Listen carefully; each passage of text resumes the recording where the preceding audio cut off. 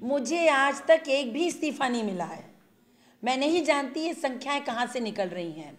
मुझे अभी तक एक भी शख्स ने लिखकर इस्तीफ़ा नहीं दिया है। संजय जी एक अच्छे युवा नेता हैं, मैं उनसे बात करूंगी, लेकिन ये जो मैं संख्याएं देख रही हूँ ये काल्पनिक संख्याएं हैं। ऐसा मुझे कहीं कुछ धरती पर नज़र नहीं आ रहा है।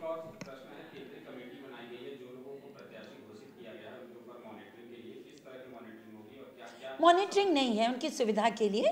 आपको मालूम है कि जब हम लोगों ने कांग्रेस संदेश यात्रा निकाली थी तो उसके बाद 40 विधानसभाओं को हमने एक यूनिट के रूप में उत्तर प्रदेश में स्थापित किया। कांग्रेस पार्टी ने पहले कांग्रेस संदेश यात्रा निकली, उसके बाद उन्हीं 40 के लिए पर्यवेक्षक भेजे गए दिल्ली से, जिन्होंने उन सीटों पे घूमकर अच्छे जो हमारे उम्मीदवार थे उनका चयन करने में मदद की केंद्र की पार्टी की।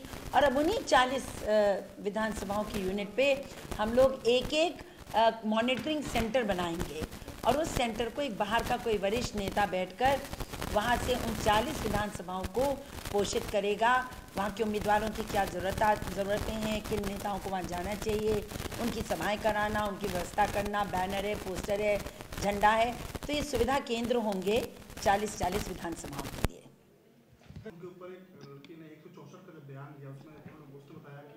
मुझे बहुत खेद है, कमला के साथ अन्याय हो रहा है और कमला के मुद्दे को हम जोरदारी से उठाएंगे।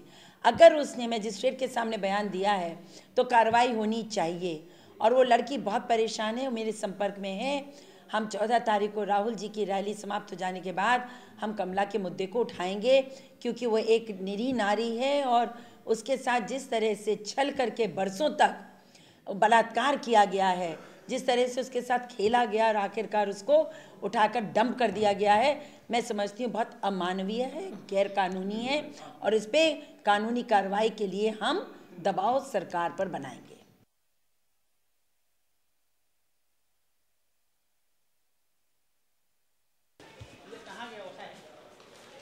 चलो भाई, अच्छा एक कह रहा था कि आप जा रहे हैं इलाहाबाद कब पहुँचना है बता दें पहले कि वही साथ नहीं दिग्विजय जी, हम हो गए, आप लोग आ जाए शहर मैनेज करना है आपको पूरा। आपका 12 तारीख को आ जाओ बेटा, तुमको शहर में लगाएंगे।